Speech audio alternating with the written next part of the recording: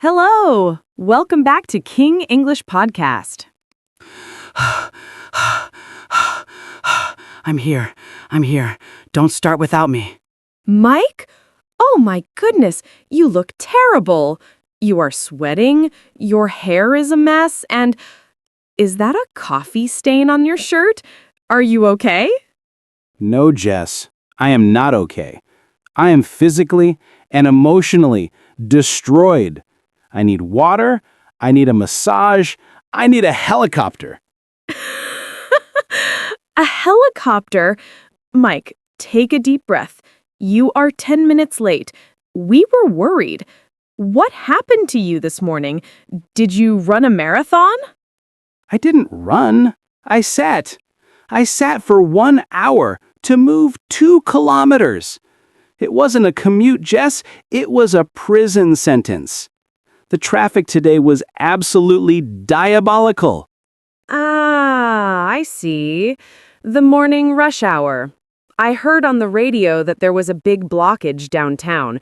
So the traffic was heavy? Heavy? Heavy is too weak. An elephant is heavy. This was gridlock. It was total chaos. I thought I was going to grow old and die in my car. I understand your pain, but since you are already here and you are clearly passionate about this, let's turn your pain into a lesson. Only you would try to turn my misery into an English lesson. That is my job. Today, let's talk about how to describe traffic jams, because the traffic is bad is boring. We need better words for what you just experienced. Okay, I have plenty of words. Some of them are bad words. Keep it clean, Mike. Let's start with the basics. You mentioned the word gridlock. That is a fantastic C1 level word. Yes, gridlock. It sounds strong, like a lock made of metal. Exactly. A gridlock happens when traffic is so bad that no vehicles can move in any direction. It usually happens at intersections. It's like a puzzle that cannot be solved. That was it. The cars were stuck in a box. Nobody could move forward. Nobody could move backward. We were just statues. Another great phrase for that situation is bumper to bumper. Bumper to bumper. I love that one. The bumper is the metal bar at the front and back of the car, right? Correct. When the traffic is bumper to bumper, it means the cars are so close together that they are almost touching. There is zero space. Yes. The guy behind me was so close I could see his nose hairs in my rearview mirror. It was definitely bumper to bumper. That is too much detail. Now, Mike, how fast were you moving? Fast? I wasn't moving. I was parked on the highway. Well, occasionally we moved at a snail's pace. Excellent idiom. At a snail's pace. Snails are very slow. So if you say traffic was moving at a snail's pace, it means very, very slowly. Or we can use the verb to crawl. Yes, the traffic was crawling like a baby on the floor. It was crawling, and then it stopped. And then it crawled 1 meter, and then stopped. That is called stop and go traffic, right? Exactly. Stop and go traffic. That is the most annoying kind because you can't relax. You have to keep your foot on the brake. My leg actually hurts from pressing the brake pedal. I think I have a cramp. Poor Mike. Now, tell me about the noise. Traffic jams are rarely quiet. Ah, the noise. It was deafening. Everyone was honking. To honk. To press the horn. Beep, beep. Not just beep beep, it was honk. People were aggressive. There was this one guy on a motorbike. He was weaving in and out of traffic. Good verb. To weave. To move left and right like sewing a thread. Motorbikes are famous for weaving through traffic jams.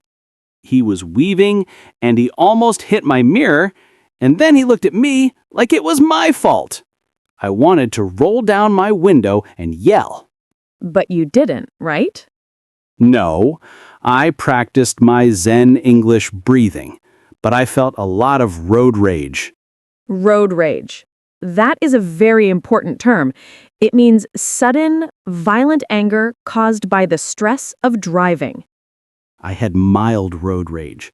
I was shouting inside my head, "Move! Why are you stopping? The light is green!" That sounds stressful. You know, Mike, we often talk about the result of traffic. You were late. How do you explain that to your boss or to me? I usually say, "Sorry, traffic was bad." That is okay, but a bit basic. Let's upgrade your late excuse vocabulary. Instead of I was in traffic, say I got stuck in traffic. I got stuck in traffic. It sounds more like an accident, like a trap. It implies it wasn't your fault. You were a victim of the traffic. Or you can say I was held up by traffic. I was held up? That sounds like a robbery. Stick 'em up! No, held up means delayed. Sorry I'm late. I was held up in a meeting. I was held up in traffic. That is professional. Sorry, Jess, I was held up by a gridlock. Perfect. Now let's paint a picture of the rush hour. Rush hour. The worst times of the day. Usually 8 a.m. and 5 p.m. Ironically, during rush hour, nobody is rushing. Everyone is sitting still. True. It should be called slow hour or cry in your car hour. In some cities, traffic is so bad, it creates a bottleneck. Do you know what that is? A bottleneck. Imagine a bottle. The neck is narrow, so the liquid comes out slowly. Exactly. In traffic, a bottleneck is a specific place where the road gets narrow. Maybe 4 lanes become 2 lanes. Oh, I hate bottlenecks. Everything is moving fine, and then suddenly, boom, everyone has to merge. It's a disaster. To merge, that is when 2 lanes of traffic join together to become one. Merging is an art form. Some people aren't terrible at it. They are. They don't use their turn signal or indicator. They just cut you off.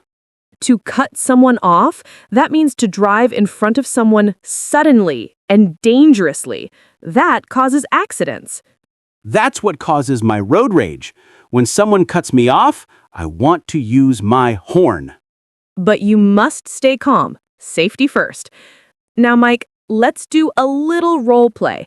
I want you to act out calling your boss. You are in the car. It is 8:59 a.m. You are not moving. Okay. I'm holding my imaginary phone. Ring, ring. Hello, this is Mr. Bossman. Hi, Mr. Bossman. This is Mike. Look, I'm so sorry, but I'm running a bit late this morning. Running late. Good phrase. Why? Did you overslept? No. I left on time, but the traffic is backed up for miles. There seems to be an accident up ahead. I'm currently sitting in gridlock.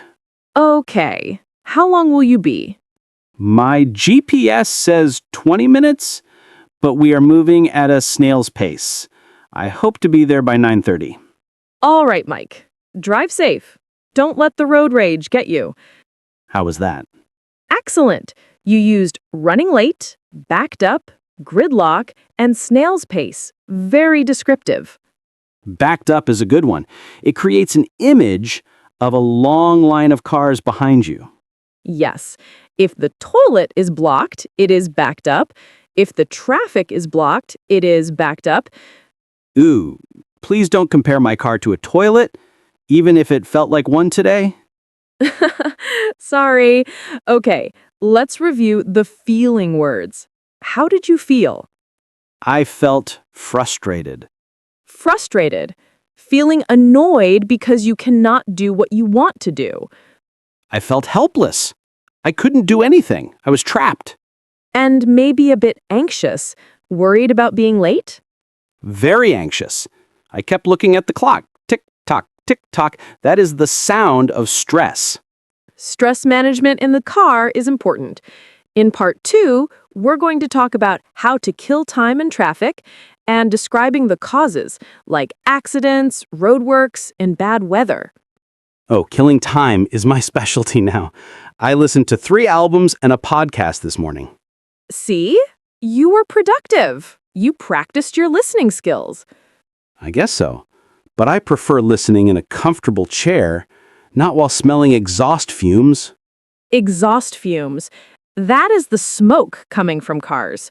Pollution is a big part of traffic jams. It smells terrible. I need a shower just to wash the smell of the highway off me. Well, go grab a fresh coffee first. You deserve it. I will. But if there's a line at the coffee machine, I wanna break free. I wanna break free. God knows I want to break free. God, Mike, please have mercy on my ears. You are going to break the windows, not break free. Whoops. Sorry, Jess. I was in the zone. I didn't see you come in. I could hear you from the hallway. You sounded like a dying cat. Why are you singing Queen at 9 a.m.? It's my coping mechanism, Jess. After yesterday's traumatic traffic jam, part 1, I realized I need to entertain myself. I am practicing my car karaoke. It is the only way to stay sane when the car is not moving. Staying sane is important. When you are stuck in a metal box for hours, you have to find ways to kill time. Kill time. I like that idiom. It sounds violent, but it just means to spend time doing something while waiting, right? Exactly. You kill time so you don't lose your mind. But before we talk about how to kill time, let's talk about why we are stuck in the first place. Let's discuss the causes of traffic. Oh, I know the causes. Idiots. Idiots everywhere. While that may be true, we need more specific vocabulary than just idiots. Let's start with the most annoying one, roadworks.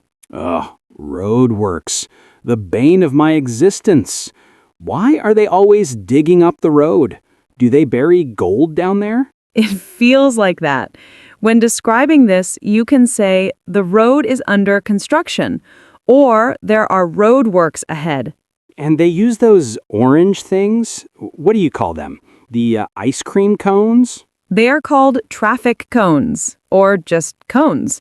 When you see a line of cones, you know a lane is closed.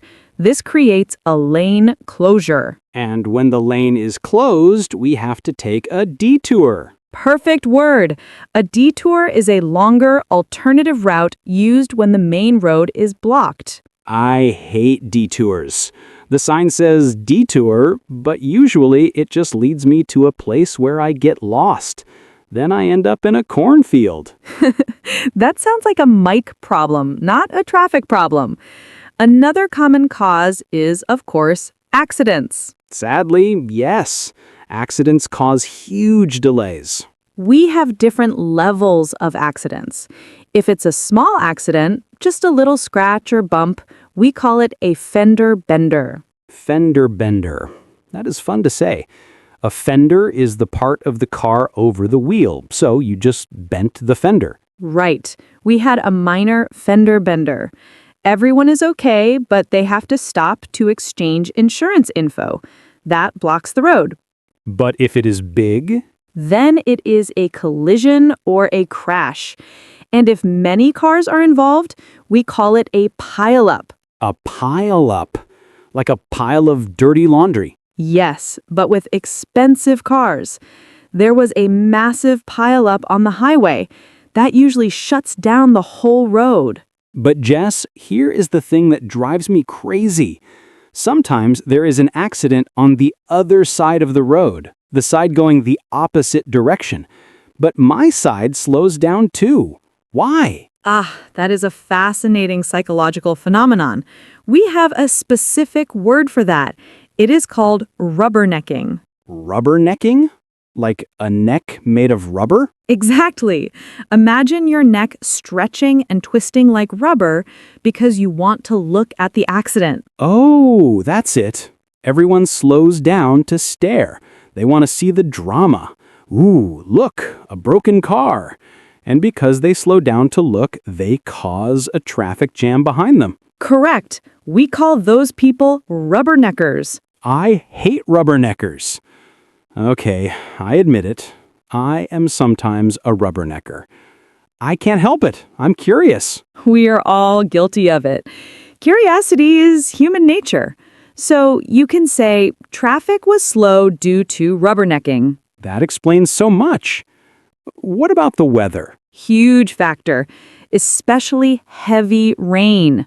We can say it was pouring down. And when it pours, the roads get flooded. Driving through a flood is scary. My car is not a boat, Jess. And visibility is low. You can't see. So everyone drives cautiously. Or they should. So we have roadworks, accidents, rubbernecking, and bad weather. The four horsemen of the traffic apocalypse. Pretty much. Now, let's go back to your singing. How do we survive this? How do we be productive? Well, as I demonstrated, car karaoke is option number 1. Singing reduces stress. That is a fact. But what if you want to learn? Many people listen to podcasts like ours or audiobooks. I love audiobooks. I can read a book while driving. It makes me feel smart. I finished Harry Potter while sitting in gridlock last month. That turns dead time into learning time. We talked about this in our Habits series. You can also make hands-free calls. Hands-free. That means using Bluetooth, right? Not holding the phone. Yes, it is illegal to hold your phone in many countries. I caught up on some calls. This means you did the phone calls you needed to do. I caught up on calls. Good phrasal verb. I usually call my mom. She loves traffic jams because it means I have time to talk to her for an hour. See? Traffic brings families together. But Jess, sometimes I don't want to be productive. Sometimes I just want to disappear. You mean zone out? Zone out, yes. What does that mean exactly? To zone out means to stop paying attention to your surroundings. You go into a trance. You are driving, but your mind is on the beach in Hawaii. Is that dangerous? It can be. We also call it highway hypnosis. Have you ever driven home and realized you don't remember the drive? Yes, it's scary. 1 minute I'm at work, the next minute I'm in my driveway. I don't remember the journey. I was on autopilot. On autopilot, doing something automatically without thinking. It happens when the route is very familiar. So let's recap the survival kit. 1, kill time with audiobooks. 2, catch up on calls. 3, zone out carefully. 4, sing like a crazy person. And 5, people watching. Ooh, people watching. I love looking at the drivers in other cars. It is fascinating. You see people picking their noses. Yes, or putting on makeup. I saw a guy eating a bowl of cereal once. A bowl of cereal while driving. That is dangerous and impressive. So Jess, I think I'm ready to describe why I'm late now. Let's try it. Give me a full complex excuse. Okay. Sorry I'm late, Jess. There were roadworks on Main Street causing a bottleneck. Then traffic slowed to a crawl because of rubbernecking at a fender bender. I tried to take a detour, but I got lost. Bravo! That was a masterpiece of excuses. It sounds so technical that nobody can be angry at you. Exactly. If I just say traffic was bad, I sound lazy. If I say rubbernecking at a fender bender, I sound like a traffic reporter. Perception is everything. Now, Mike, speaking of detours, do you know how to give directions if you get lost? Directions? Oh no, I'm terrible with directions. I don't know north from south. I just follow the blue line on Google Maps. What if your battery dies? Then I cry. We can't have you crying on the side of the road. In part 3, we are going to talk about giving and receiving directions and understanding road signs. You mean I finally have to learn what yield means? Yes, and merge and U-turn. It's vital for your survival. Okay, I will try to learn. But for now, I need to get back to my singing practice. The concert starts in 5 minutes. Oh no. Listeners, quickly, here is the question of the day before Mike starts singing again. Tell us, what is the strangest thing you have ever seen another driver do in a traffic jam? Did you see someone shaving, playing the trumpet, eating cereal? Or singing Queen? That was me. Tell us in the comments. Thank you for joining us for part 2. Remember, don't rubberneck. See you in part 3. I want to break free. Someone get me some earplugs. Bye, everyone. Proceed to the route. I am proceeding. Make a U-turn. I can't make a U-turn. I'm in a hallway. Siri, you are useless. You are fired. Mike, who are you fighting with and why are you spinning in circles in the middle of the studio? I am fighting with this digital lady. I am trying to find the new coffee shop you mentioned, the one with the good donuts, but my GPS is broken. It says, head north. Jess, where is north? Is it the ceiling? North is not the ceiling, Mike. Put the phone down. You have GPS dependency. You have forgotten how to navigate the real world. It's true. If my battery dies, I am lost forever. I once tried to drive to the beach and ended up at a farm. The cows were very confused. That explains why you were late yesterday. Okay, today is the final part of our traffic series. We need to teach you how to survive without a phone.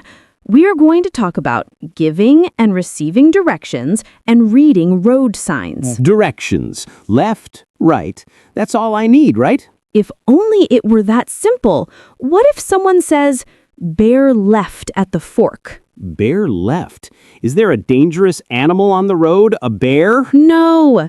To bear left or right means to turn gently. It is not a sharp 90-degree turn. It just means keep to the left side. And a fork is where the road splits into two, shaped like a fork. Ah, bear left at the fork. No animals involved. Got it. Let's start with the most common verbs. We have go straight on or go straight ahead. Keep going straight. I know that one. But sometimes we say go along the street or go down the street. Go down. Does that mean downhill? Not necessarily. It just means follow the road.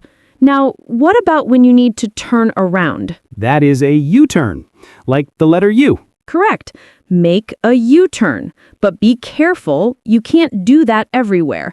You have to look for the sign, no U-turn. I usually ignore that sign. Mike, that is illegal. That is how you get a ticket. Okay, I will look for the sign. What about those circle things, the ones that make me dizzy? Roundabouts, the enemy of many drivers. I hate them. I get in and I can't get out. I just drive in circles like a hamster on a wheel. The trick is the vocabulary of exits. We say, take the first exit, take the second exit, etc. So if I need to turn left at a roundabout. Imagine a roundabout is a clock.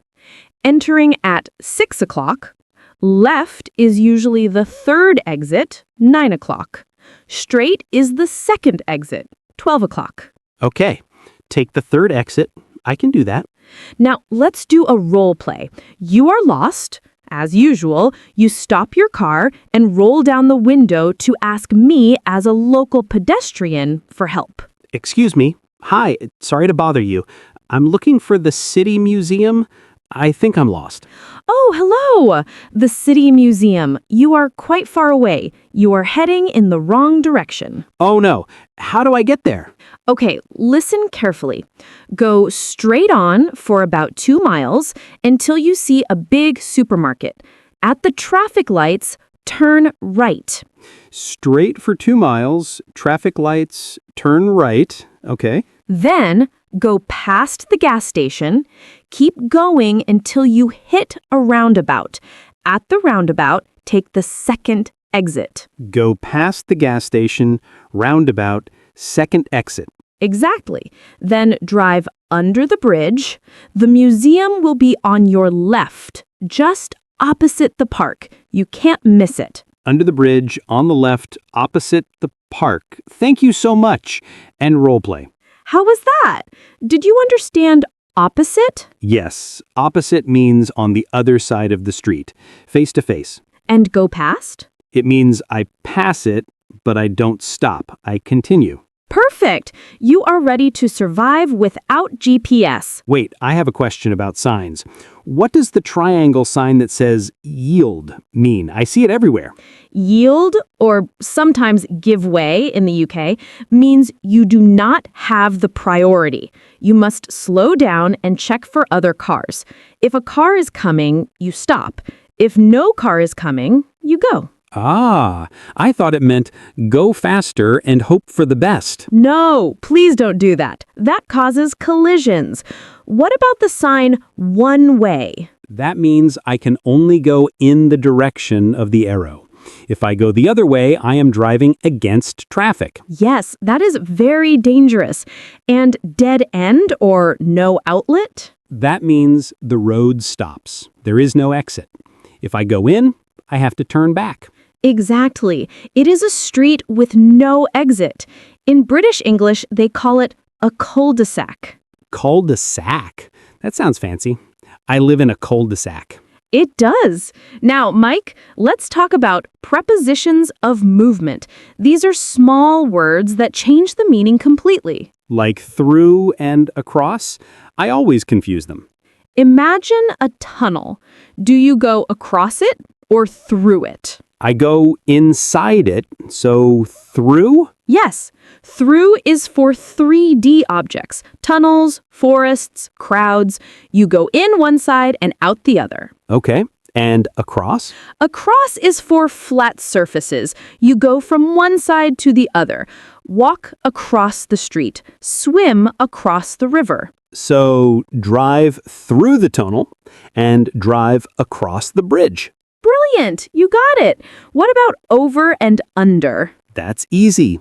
The bridge goes over the water. The boat goes under the bridge. See? You are a navigation expert now. I feel confident. I feel like I can delete my GPS app. Don't delete it yet. But now, if it breaks, you won't panic. Jess, looking back at the last 3 episodes, we have covered a lot, from the traffic jam itself to the directions. It has been quite a journey, pun intended.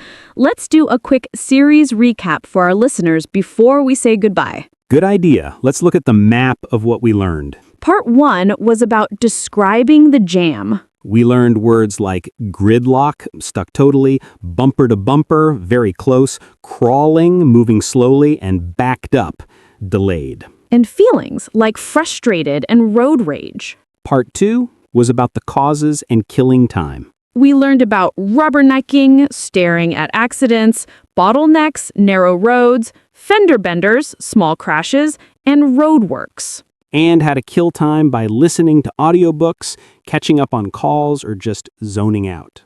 And finally, today in part 3, we covered directions. Bear left, take the second exit, roundabout, go past, go through, and signs like yield and dead end. That is a complete toolkit for any driver in an English-speaking country. I feel ready to drive across America, or at least drive to the donut shop without getting lost. Let's start with the donut shop.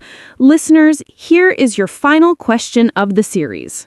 Can you read a paper map, or are you like Mike? Be honest, if you are GPS dependent, join my club. Thank you so much for joining us on this road trip. Drive safe, stay calm, and keep practicing your English. And watch out for the cows if you get lost. Bye, everyone.